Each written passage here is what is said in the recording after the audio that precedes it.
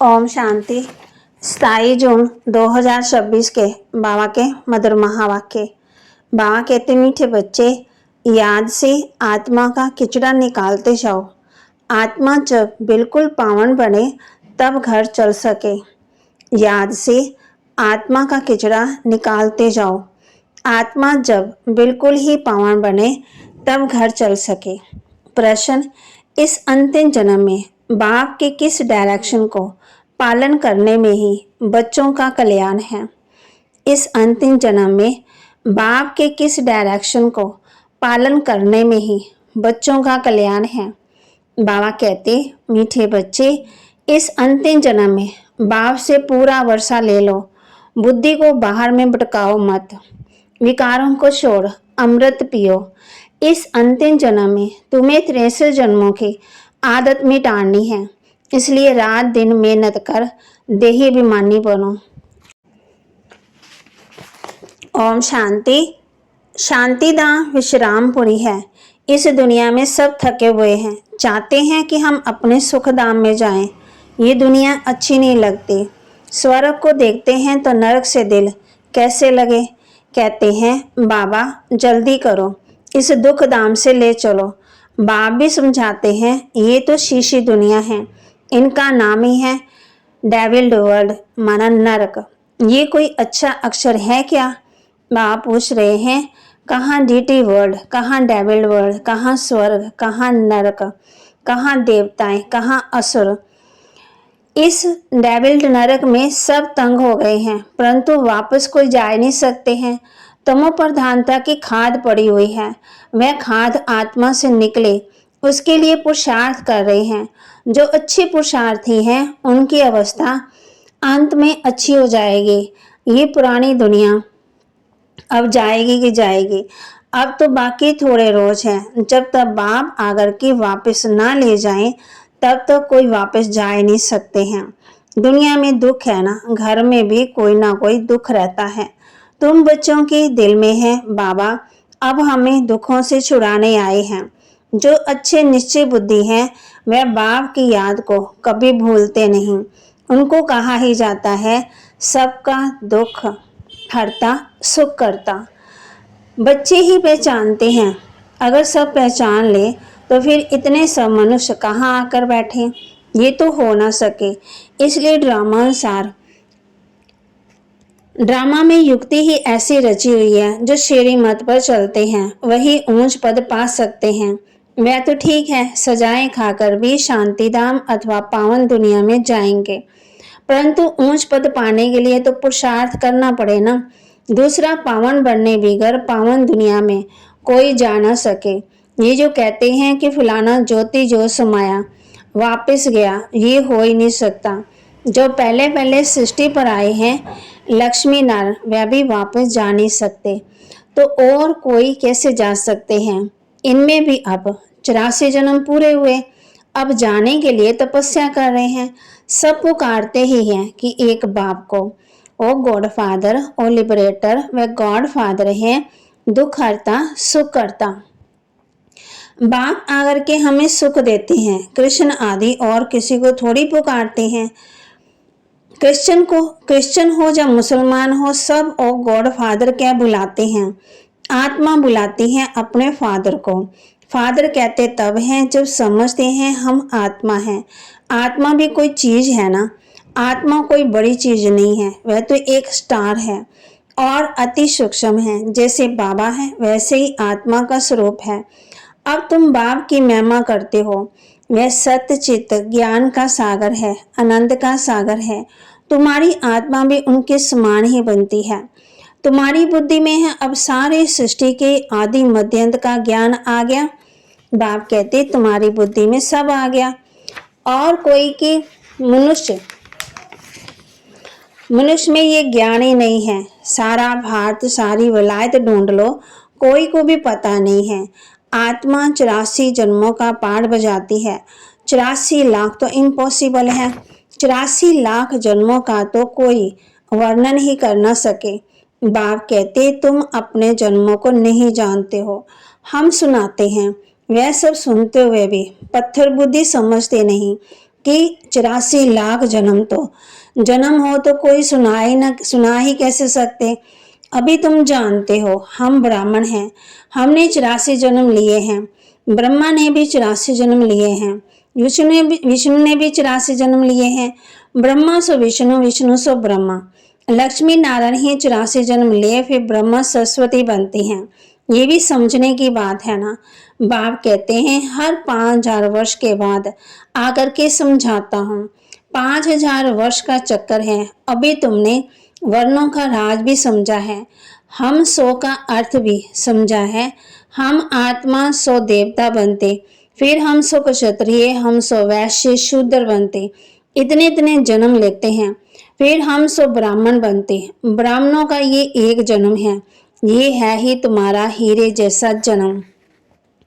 बाप कहते ये तुम्हारा उत्तम शरीर है, इससे तुम स्वर्ग का वर्षा पा सकते हो, इसलिए अब और कोई तरफ भटको मत। ज्ञान अमृत पियो, समझ में भी आता है। बरोबर 84 जन्म लेते हैं। तुम पहले सतयुग में सतो प्रधान थे, फिर सतो बने, फिर चांदी की खाद पड़ी। एकदम पूरा हिसाब बताते हैं। अब गवर्नमेंट भी कहती है सोने में खाद माना खाद मिलाओ, 14 कैरेट सोना पहनो, सोने में खाद डालना है। ये भारतवासी अपशगुन तो वहाँ कहती भारतवासी जब वहाँ कहती भारतवासी अपशगुन समझते हैं, शादी कराते हैं तो एकदम सच्चा सोना पहनते हैं। सोने पर भी भारतवासियों का बहुत प्यार है। क्यों? भारत की बात मत पूछो। सतयुग में तो सोने के महल थे, सोने की ईंटें थी। जैसे यहाँ ईंटें भी ढेर लगी रहती हैं, वहाँ सोने चांदी की ढेर रहती है। माया में सुंदर का खेल दिखाते हैं। उसने सोने की ईंटें देखी, सोचा ले जाता हूँ। नीचे उतरा तो देखा तो कुछ भी नहीं है, कुछ ना कुछ बात लगती है। बच्चियाँ समझती है अभी हम फिर से स्वर्ग में जाते हैं। फिर अगर पति आदि तंग करते हैं तो बेचारी अंदर में रोती है, कब हम सुख धाम में जाएंगे। बाबा अब जल्दी करो। बाप कहते हैं बच्चे जल्दी कैसे करो, पहले तुम योग बल से अपना खिचड़ा तो निकालो, योग की यात्रा पर रहो।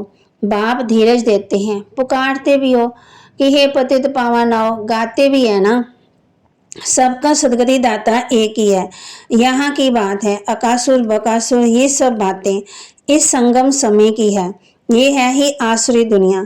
तो बाप समझाते हैं मैं कलब कलब संगम पर आता हूँ, जब सारा झाड़ जर्जरे भूत अवस्था को पाता है।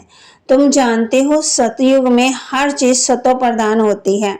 यहाँ इतने पक्षी जानवर आदि हैं, सब इतने वहाँ नहीं होंगे।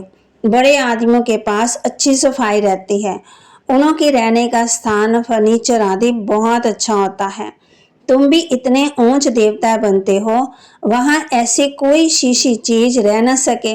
यहाँ तो मच्छर आदि अनेक प्रकार की बीमारियां, कितनी गंदगी रहती है। बाप कंट्रास्ट बता रहे हैं स्वर्ग और नरक का। गांव में इतना गंद नहीं रहता, बड़े बड़े शहरों में बहुत गंदगी रहती है, क्योंकि बहुत मनुष्य हो गए हैं, रहने की जगह ही नहीं है। सारे विश्व पर मालिक बनते हो। बाप कहते मनुष्य गाते भी है ना, घट में ब्रह्मा, घट में विष्णु, घट में 9 लाख तारे। ब्रह्मा से विष्णु बन जाते, विष्णु के साथ सितारे भी हैं। सतयुग में ये देवता बनते हैं तो इतने थोड़ी होते हैं। झाड़ पहले छोटा होता फिर वृद्धि को पाता।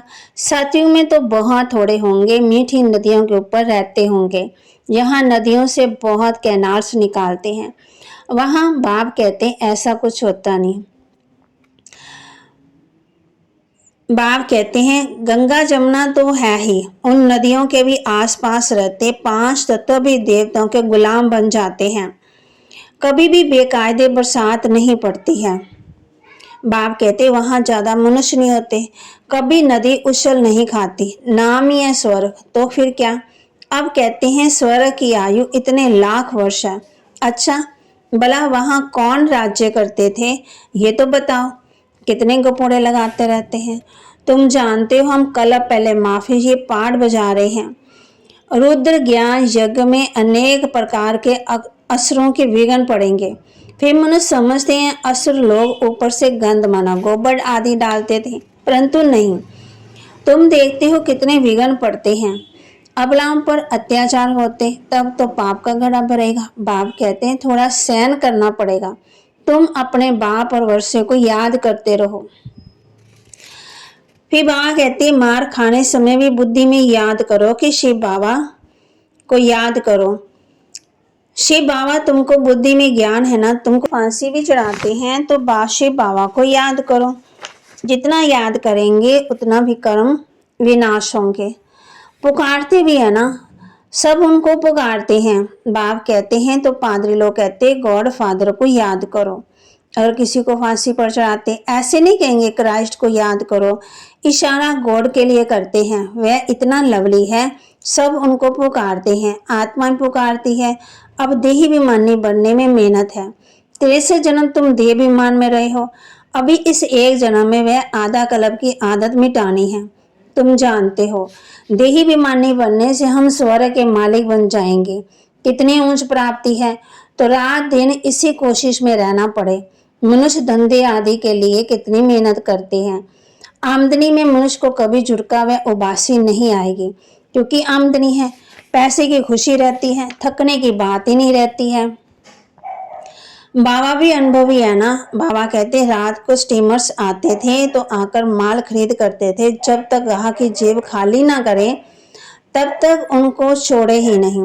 बाबा ने रथ भी पूरा अनुभवी लिया है, इसने सब अनुभव किया है।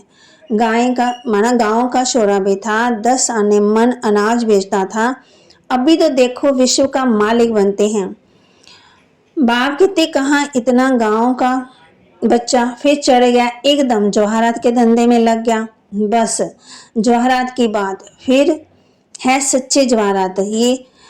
ये होता है रॉयल व्यापार। बाबा बहुत अनुभवी है। बाबा वायसराय आदि के घर में ऐसे जाते थे, बड़े बड़े माना राजाओं के घर जैसे अपना घर। इनको फिर कहा जाता है अविनाशी ज्ञान रतन। जितना ये बुद्धि में धारण करेंगे इससे तुम पदम पति बनेंगे। शिव बाबा को कहा जाता है सौदागर रत्नागर। उनकी महिमा भी गाते हैं, फिर कह देते हैं सर्वव्यापी। महिमा के साथ फिर इतनी गलानी कैसी हालत हो गई भक्ति मार्ग की। बाप कहते जब भक्ति पूरी होती है तब भक्तों का रक्षक बाप आते हैं। बहुत भक्ति कौन करते हैं ये भी सिद्ध हो जाता है। सबसे जास्ती भक्ति तुम करते हो, वही यहाँ आकर के पहले पहले ब्राह्मण बनते और बाप से वर्षा लेते हैं। फिर से पूज्य बनने का रावण ने पुजारी बनाया, बाप पूज्य बनाते हैं। ये है भगवान नवाच। भगवान एक ही है, 2-3 भगवान होते ही नहीं है। गीता भगवान की गाई हुई है। शिव भगवान नवाज के बदले श्री कृष्ण का नाम डाल दिया तो कितना फर्क हो गया। ड्रामा अनुसार फिर भी गीता का नाम ऐसे बदलना ही है। फिर बुलाते ही है पतित पावन आओ। बाप पावन बनाते हैं, रावण पतित बनाते हैं, तो समझने की कितनी बुद्धि चाहिए। श्रीमत श्रेष्ठ मत है एक बाप की। ये लक्ष्मी नारायण स्वर्ग के मालिक बाप की मत से ही बने हैं। अच्छा, मीठे मीठे सिकिलदे बच्चों प्रति माता पिता बाप दादा का याद प्यार और गुड मॉर्निंग। रूहानी बाप की रूहानी बच्चों को नमस्ते। रूहानी बच्चों की रूहानी बाप दादा को दिलवा जान सिकवा प्रेम से नमस्ते। धारणा के लिए मुख्य सार, इस एक जन्म में 63 जन्मों के पुराने देह विमान की आदत मिटाने की मेहनत करनी है। देही विमानी बन स्वर्ग का मालिक बनना है। इस हीरे तुल्य उत्तम जन्म में इस बुद्धि को भटकाना नहीं है, सतो प्रधान बनना है। अत्याचारों को सहन कर बाप से पूरा वर्षा लेना है। वरदान, साकार बाप समान अपने हर कर्म को यादगार बनाने वाले आधार मूर्त उधार मूर्त भव। साकार बाप समान अपने हर कर्म को यादगार बनाने वाले आधार मूर्त और उदाहरण मूर्त भव। जैसे साकार बाप ने अपना हर कर्म यादगार बनाया, ऐसे आप सभी का हर कर्म यादगार तब बनेगा जब स्वयं आधार मूर्त और उदाहरण मूर्त समझ कर चलेंगे। जो अपने को विश्व परिवर्तन के आधार मूर्त समझते हैं उनका हर कर्म ऊंचा होता है और वित्तीय दृष्टि में जब सर्व के कल्याण की भावना रहती है तो हर कर्म में श्रेष्ठ हो जाता है। ऐसे श्रेष्ठ कर्म ही यादगार बनते हैं। स्लोगन: सत्यता की शक्ति को धारण करने के लिए सहनशील बनो। सत्यता की शक्ति को धारण करने के लिए सहनशील बनो। अव्यक्त इशारे: सदा हर्षित रहने के लिए अपनी नेचर को सरल बनाओ, सहनशील बनो। इस सहज योगी जीवन में अगर मुश्किलों का अनुभव होता है तो सहज राज्य कैसे करेंगे? जहाँ के संस्कार ही वहाँ ले जाएंगे। देखो, आपकी यादगार जो देवताओं के चित्र बनाते हैं उनकी सूरत में सरलता जरूर दिखाते हैं। तो जो जितना सहज सरल होगा वह मनसा में भी सरल, वाचा में भी सरल, कर्म में भी सरल, उसको ही फरिश्ता कहते हैं। ओम शांति। तो बाबा के महावाक्य लाइक करें, शेयर करें, सब्सक्राइब करें और अपने जीवन में जरूर धारण भी करें। सत्यता की शक्ति को धारण करने के लिए सहनशील भी बने। ओम शांति।